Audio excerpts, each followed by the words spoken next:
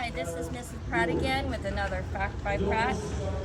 We are now in another part of Texas, not too far away from Dallas, in a city called Fort Worth in Texas.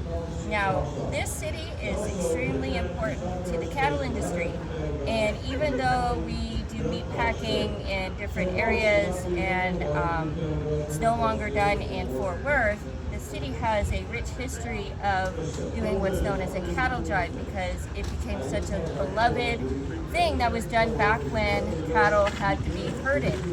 Up to 10,000 cows would be herded up to this point because this is the last of the Chisholm Trail before cowboys would have to take their herds across the Red River into the prairies in Kansas to meet the railroad.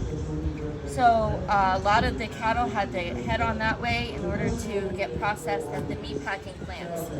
Then, when the railroad hit Fort Worth, Texas, it took a little while, but the cowboys realized they didn't have to trek across the river and the plains to ensure that their cattle could be processed for meatpacking. So they actually started a meatpacking plant here in Fort Worth, Texas.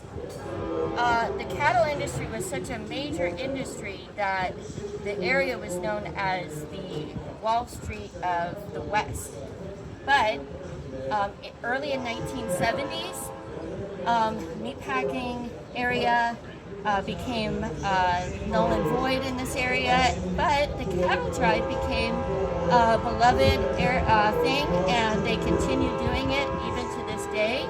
And tourists come from all over the world to watch the cattle drive here in Texas. So hang on for a second and I will show you the cattle drive.